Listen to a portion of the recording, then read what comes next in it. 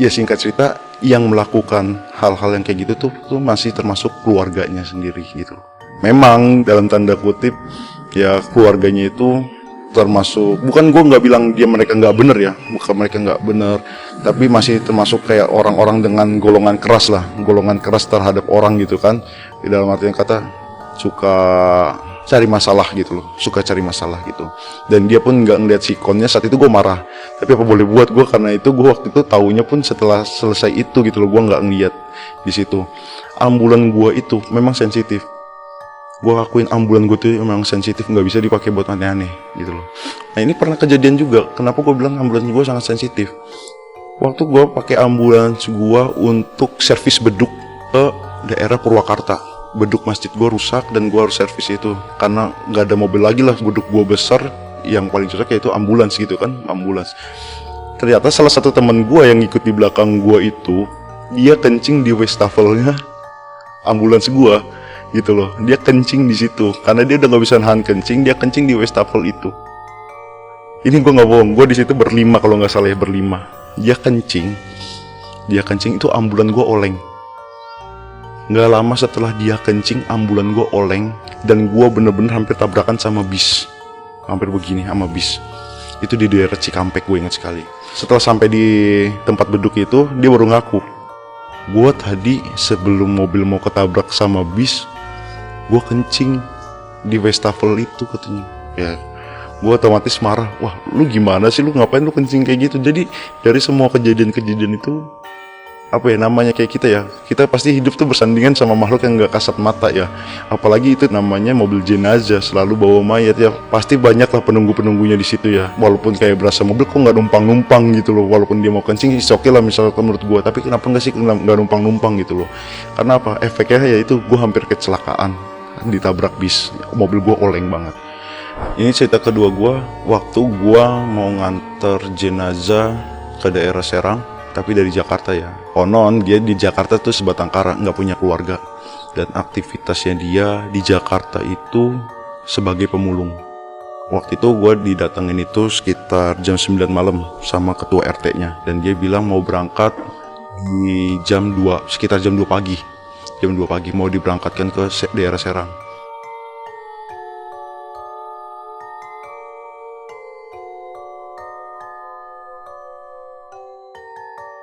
Saat itu gue bilang, bukan sempet cekcok lah, maksudnya sempet banyak nego terkait biaya bensinnya lah ya, biaya bensinnya.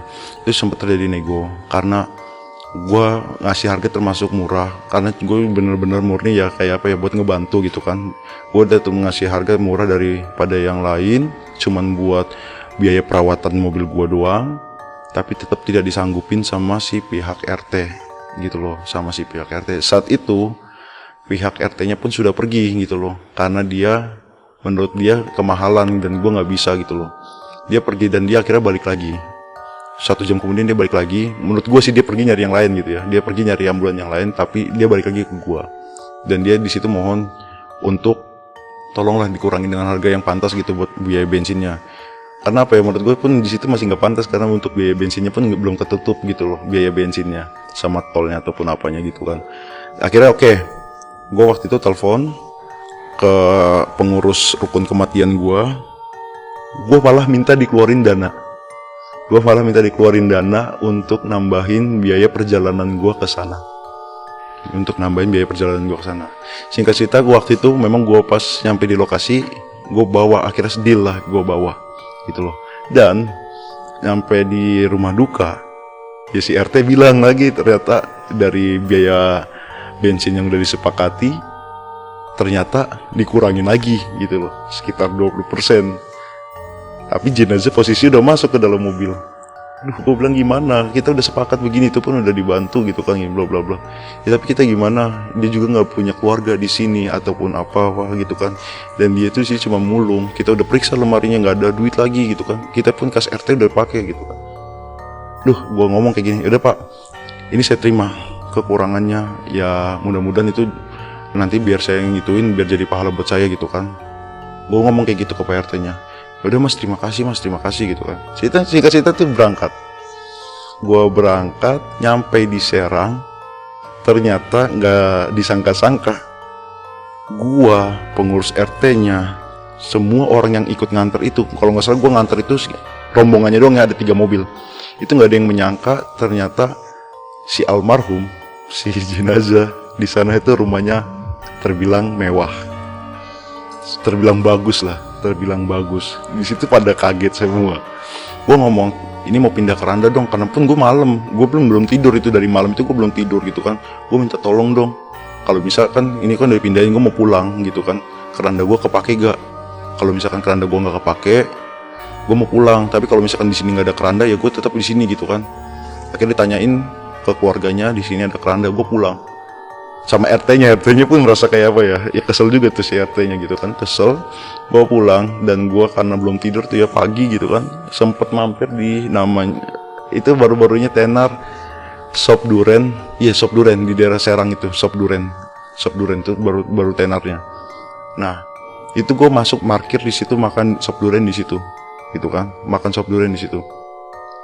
Pas gue lagi makan Sop Duren, terus si satpam ngomong, nyamperin gua, "Mas, ambulannya kenapa gitu kan, ngalangin jalan, apa ada mobil mau keluar?" Memang gua kadang panggil pinggir jalan, tapi dalam arti kata masih lingkungan dari restoran itu lah, dari restoran itu. "Enggak mas, enggak ngalangin jalan kok." "Kenapa? Abis bau mayat ya?" "Emang kenapa?" "Ambulannya ada suara." Itu sekitar jam 8 pagi. "Suara apaan?" Gue bilang gitu. Gue ketawa, tapi gue ketawa sambil makan soft drink tuh, gue ketawa gitu kan. "Suara apaan?" gitu kan. "Serius mas, jangan ketawa ya kan, memang ada suaranya gitu kan." "Ya suara apa?" "Itu suaranya kerandanya bunyi besi, suara besi di dalam gitu kan." "Oh suara keranda, udah biarin aja, udah biasa." Gue bilang gitu. "Enggak mas, dipindahin aja mas, soalnya itu dekat banget sama pos satpam media gitu kan, pos satpam media, minta tolong dipindahin," katanya dia, minta tolong banget. Tapi dalam artinya kata minta tolongnya ya baik-baik sih memang. "Ya udah, ini gue sebentar lagi selesai tanggung." Gue bilang, "Tunggu aja, gue sebentar lagi selesai." Makan, selesai makan, gue masuk itu ke dalam mobil. Memang gue dalam keadaan jalan lurus, itu mobil ambulan tuh bunyi-bunyi, memang di belakang tuh rame banget ya suaranya, kayak ada apalah, rame lah pokoknya tuh, dari suara keranda. Kalau jalannya berlobang mah masa bodoh, tapi ini bener-bener jalannya lurus, suara keranda bunyi-bunyi, trak dan gitu. Gue inget sekali. Tapi sama gue kan berdua pulang sama RT-nya gitu. Si RT-nya ngomong, "Bang, udah biasa bang kayak gini." "Biasa sih, tapi biasanya ditinggalin." Gue bilang, "Kalau pas lagi nggak dipakai tuh ada suara. Tapi ini baru pertama nih," gue bilang, "nih lagi dipakai."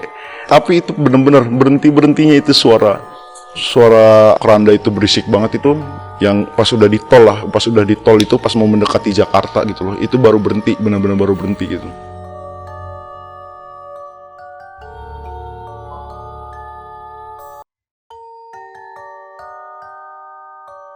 Ya kalau ditanya takut, ya gue takut sebenarnya bicara kayak gitu ya kan, ada suara-suara kayak gitu, gue penakut, beneran penakut banget gitu. Cuman kalau gue misalkan makin larut sama suasana takut, ya pasti makin bakal tambah jadi gitu, makin jadi gitu kan.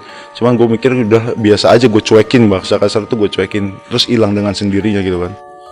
Nah, yang cerita ketiga gue ingat sekali, gue dulu pernah dibuat sampai salah jalan lah gitu.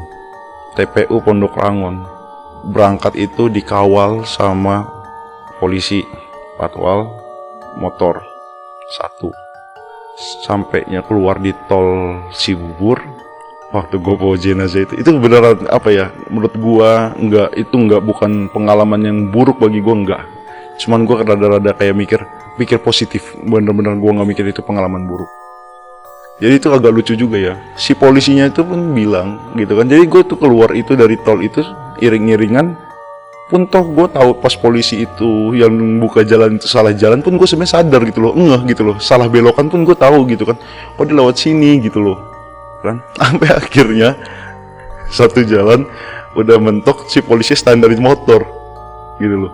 Gue pikir udah nyampe, gue tuh nggak terlalu gitu kan, kok katanya TPU Pondok Rangon, gue pikirnya begitu, tapi kok malah, gue bilang kok malah di sini itu apa beda gitu ya kan, gue bilang gitu, gue kayaknya hafal juga deh gue kayak gitu kan.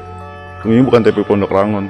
Jadi polisi itu standarin motor, dia duduk nyamping begini, nurunin kaki.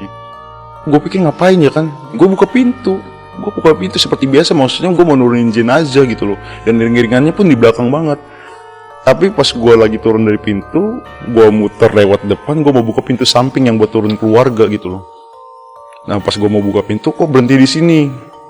Ada yang ngomong kayak begitu, salah satu pihak keluarga, kok berhenti di sini? memang ini bukan makamnya. Dan gue baru ngeh, iya mana makamnya gitu kan. Memang di depan itu udah bukan jalan buntu lah, memang jalannya udah kecil gitu loh, nggak bisa buat masuk mobil. Iya juga, makamnya mana, gue bilang gitu kan, makamnya mana. Nah, gue ke polisi itu loh, gue samperin ke polisi. Dia ngomong gini, saya kayaknya perasaan hafal mati saya sama namanya TPU Pondok Rangon, kok bisa salah jalan ya gitu kan. Dia terus gimana pak, ya mundur gitu kan. Kenapa kok bisa kesini gitu kan, ngomong gitu kan. Itu kita mundur pun repot gitu, karena nggak bisa putar balik begini, jalannya cuman buat satu mobil gitu kan. Ya paling motor bisa sampingnya gitu kan. Itu akhirnya mundur satu-satu, orang iring-iringannya banyak sekali gitu kan, mundur satu-satu gitu kan. Nggak berapa banyak itu mobil mundur, baru gue tahu dari salah satu keluarganya. Jadi sebelum si jenazah meninggal, si jenazah itu punya pesan. Menurut si yang ngomong ke kita itu, dia tuh punya nazar, dia itu pengen main ke tempat kecilnya dia, yaitu ternyata daerahnya di situ, yang tapi bagian depannya itu gitu loh, gitu loh, yang gang kecilnya itu nggak bisa kita masukin mobil itu tempat kecilnya dia. Gue bilang, emang benar bu gitu kan, yang ngomong kan perempuan gitu kan. Emang benar bu, iya katanya, memang 2 hari sebelum meninggal tuh pengen banget dia katanya main ke tempat kecilnya dia gitu loh. Jadi kita tuh dibuat kesasar tuh ke arah tempat mainnya dia itu loh, di daerah situ juga gitu loh, dekat TPU Pondok Rangon gitu kan.